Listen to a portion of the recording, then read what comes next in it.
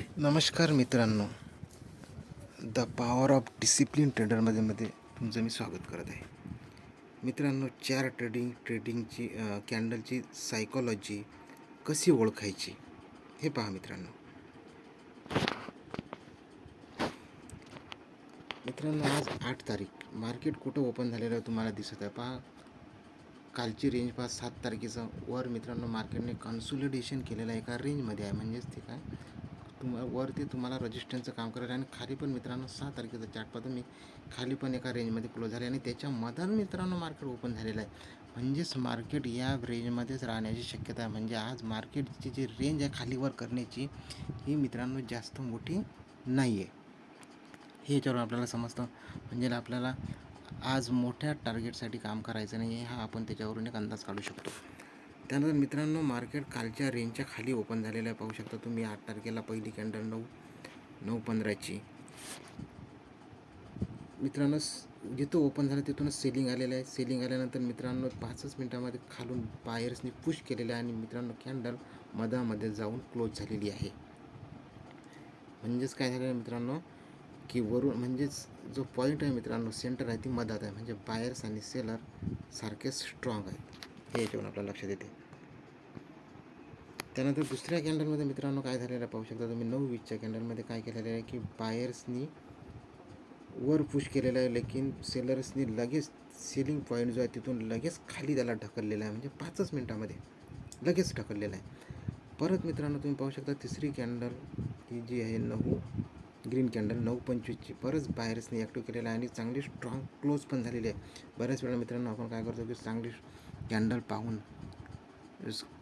Closing पाहूनसुद्धा आपण entry घेतो. पण मित्रांनो इथे एंट्री घ्यायची काही बनलेलं आहे, पण तो मित्रांनो आपल्याला कॉन्फर्मेशन वगैरे काही मिळालं नाही. वर चांगला एक रेजिस्टन्स आहे, त्यामुळे आपण इथं बाईंगचा रेट घेऊ शकत नाही.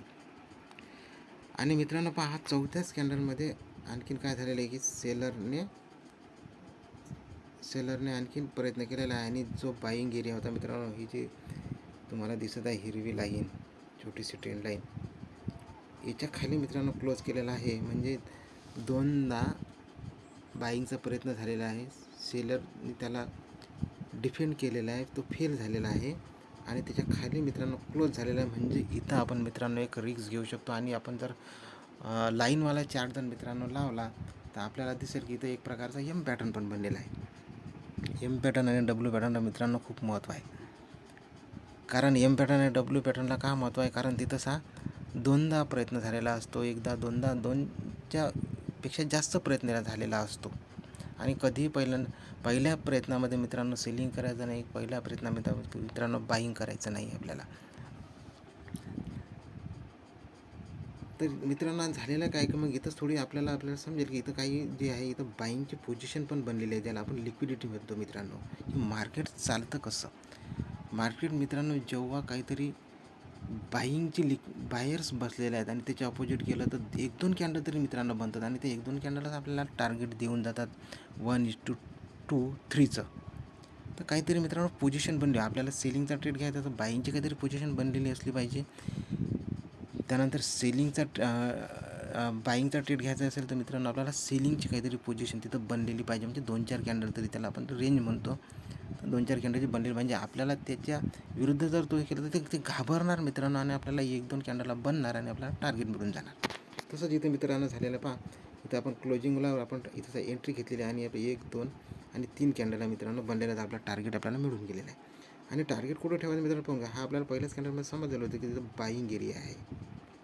इथं आपल्याला समजलं होतं की बाईंग एरिया, आणि बरोबर तिथंच मित्रांनो पहा तिथूनच बाहेर ॲक्टिव्ह झालेले आहेत. म्हणजे त्याच्या खाली म्हणजे असं परफेक्ट मित्रांनो काहीच नसतो, एक नंबर त्याच्या आसपास खाली मित्रांनो ह्या गोष्टी होत असतात आणि तिथूनच बाहेर ॲक्टिव्ह झालेला आहे. हा तुम्ही पाहू शकता की हा जो सर्कल आहे ऑरेंज कलरचा इथं, आणि परत ते वर गेलेलं मित्रांनो बाहेर ॲक्टिव्ह झाले, परत मित्रांनो सेल झालेला आहे, परत बाहेर सेल म्हणजे हे साईडवेज मार्केट मित्रांनो. इथंच एकदम साईडवेज मार्केट, अशा मार्केटमध्ये मित्रांनो आपला ट्रेड घ्यायचा नाही. आणि ट्रेड आपण मित्रांनो कुठं घेणार, इथं मधात ट्रेड घेणार का, इथं मधात आपल्याला ट्रेड घ्यायचा नाही मित्रांनो.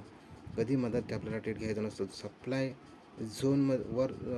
झोनजवळ ते काय करत आहे, डिमांड झोनजवळ ते काय करत आहे, ब्रेकआउट घेऊ शकते का, की तिथून ते बाउन्स करते, हे मित्रांनो आपल्याला पाहायचं आहे आणि आपल्याला तिथंच ट्रेड घ्यायचे आहेत मित्रांनो. ते तुम्ही याला स्ट्रॅटेजी म्हणू शकता. एका स्ट्रॅटेजीवर मित्रांनो. आणि कधीही मित्रांनो खूप स्ट्रॉंग कॅन्डल बनली म्हणून ट्रेड घ्यायचा, हॅमर बनलं म्हणून ट्रेड घ्यायचा, इनसाईड कॅन्डल आहे म्हणून ट्रेड घ्यायचा, असं मित्रांनो करू नका. कुठंही काही कोणती गोष्ट चालत नाही. कितीही जर स्ट्रॉंग बुलिश कॅन्डल बनली, कितीही जरी स्ट्रॉंग बेरिश कॅन्डल बनली, पण ती जर योग्य ठिकाणी बनलेली नसेल तर तो ट्रेड मित्रांनो चालत नाही. आता असं करता करता मित्रांनो पाहू शकता तुम्ही की मार्केट जे आहे 2 वाजता इथं तुम्ही पाहू शकता की तुम्हाला एक डब्ल्यू पॅटर्न दिसेल मित्रांनो. तर इथंसा सेलर आलेला आहे. आता ही मित्रांनो पहा, इथं एक रेंज बाउंड मार्केट आहे, खाली आलेला आहे. इथं आपल्याला ट्रेड घ्यायचा आहे का मित्रांनो, इथं तुम्ही पाहू शकता की हे एक रेंज आहे, हे एक रेंज आहे. याचा एक ब्रेकआउट घेतला, पण ही कॅन्डल म्हणजे फॉलो तरी मिळणार का मित्रांनो? नाही, कारण हे वरून आलेलं आहे मित्रांनो खाली खाली, आणि सेलर एवढे ॲक्टिव्ह नाही आहेत. आणि इकडे पण आपण पाहिलेलं आहे की हिरवी जे आहे, हा जो निळा जो आहे, तर हा एक सपोर्ट आहे. तर त्यामुळे एकदम खाली जाणार नाही मित्रांनो. टाईम पण खूप झालेला आहे, 2 वाजलेले आहेत. त्यामुळे आपण इथं ब्रेकआउट ट्रेड घ्यायचा नाही. तर मित्रांनो आता काय झालं की आपण इथे वरचा ट्रेड मित्रांनो घेऊ शकतो, बुलिश ट्रेड कॉलवाला. काय घेऊ शकतो मित्रांनो? पहा तुम्ही, काय झालं की सेलिंगची पोझिशन बनलेलं, म्हणजे मार्केट सर्वांना दिसत आहे की आज सेलिंग आहे, सर्वजण सेलिंग बरोबर सर्वांना दिसत आहे मित्रांनो. जास्तीत जास्त ट्रेडरला जे नवीन असते त्यांना समजत नाही, पण सर्वांना समजतं की सेलिंगची पोझिशन चांगली बनलेली आहे मित्रांनो. आणि जर मग सेलर चांगले बसलेले आहेत, आणि जेव्हा मित्रांनो कल्पनेच्या विरुद्ध होतं तेव्हाच मित्रांनो मार्केट खूप चांगलं मूव्ह करतं. तर इथं तुम्ही पाहू शकता काय झालेलं आहे की तसा बाहेर्स आलेले आहेत सपोर्ट जवळ. या आपण पाहतो हा जो ऑरेंजवाला बॉक्स सर्कल जो आहे, इथं त्याचा बाहेरसने ट्राय केलेला आहे, परत सेल आलेलं आहे, सेलरनी परत ट्राय केलेला आहे. तुम्ही हे 2 कॅन्डल पहा मित्रांनो, तुम्हाला दिसत असतील ह्या छोट्या एकदम इन्व्हर्टर हॅमरसारख्या. 2दा मित्रांनो सेलरनी ट्राय केलं आहे ना, पण मित्रांनो याच्या खाली क्लोज झालं का मित्रांनो? ते नाही, या सर्कलच्या खाली क्लोज झालं का? नाही. आणि क्लोज जरी झालं असं तरी मित्रांनो आपण ट्रेड घेऊ शकलो नसतो. आणि इथं पहा मित्रांनो, हे ग्रीन कॅन्डल क्लोज झालेले स्ट्रॉंग, तर इथं आपण एक ट्रेड घेऊ शकलो असतो, आणि ह्या वर गेलेला आहे. आता तुम्ही म्हणत असाल मित्रांनो की तुम्हाला त्या कॅन्डलला दिसत आहेत आणि त्यानंतरच तुम्ही सांगत आहात. तर आता हा चार्ट मित्रांनो बनलेला आहे. आता मी काही तुम्हाला लाईव्ह वगैरे नाही आहे, लाईव्ह वगैरे असतो तर मी तुम्हाला बनताना पण सांगू शकलो असतो की आता आपल्याला कॅन्डल कोणती बनण्याची प्रोबॅबिलिटी आहे, मग आपण इथं काय केलं पाहिजे असं तुम्हाला सांगू शकलो असतो. पण ते लाईव्ह नाही आहे, चार्ट बनल्यानंतर मी सांगत आहे तुम्हाला. तर ठीक आहे मित्रांनो, यालाच बॅक टेस्टिंग म्हणतात. पहिल्यांदा आपल्याला बनलेले जे चार्ट असतात त्याचंच आपल्याला वाचन करायचं असते, पाहायचं असते की ही कॅन्डल का बनली, कशी बनली, इथूनच बाउन्स का झाला, काय कारण असेल. तर हे मित्रांनो, ह्या जे 4-5 कॅन्डला ग्रीन बनलेले आहेत अशा स्ट्रॉंग कंटिन्यू, तर मग हा का बनलेला आहे मित्रांनो? कारण इथं सेलिंगची पोझिशन खूप बनलेली आहे. आणि मित्रांनो सकाळपासून जे मार्केट आहे हे सेलिंगमध्येच आहे.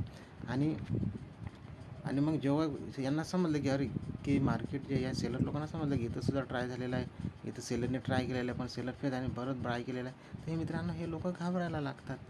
आणि जेव्हा हे घाबरायला लागतात, जेव्हा हे आपली पोझिशन सोडतात, तेव्हा मित्रांनो हे बाय करायला लागतं आणि मार्केट वर जाते. आणि परत मार्केट टार्गेट कुठं मित्रांनो? तर हा आपला रजिस्टर 1:2-3 आहे ना. कारण मित्रांनो खूप मोठ्या टार्गेटसाठी काम करू नका, कारण खूप मोठे टार्गेट हे मित्रांनो ट्रेंडिंग मार्केटमध्ये मिळत असतात. आता सध्या मार्केट साईडवेज आहे, खूप दिवसापासून 1-2 वर्ष झाले मित्रांनो मार्केट साईडवेजच आहे. जेव्हा मार्केट डेली कॅन्डलवर मित्रांनो जेव्हा ट्रेंडिंग असतं किंवा बेरिश ट्रेंडिंग असतं, तेव्हा मित्रांनो आपण मोठे मोठे टार्गेट ठेवू शकतो. तर मित्रांनो तुम्हाला हे जर माझं समजलं असेल तर कमेंट करा. धन्यवाद मित्रांनो.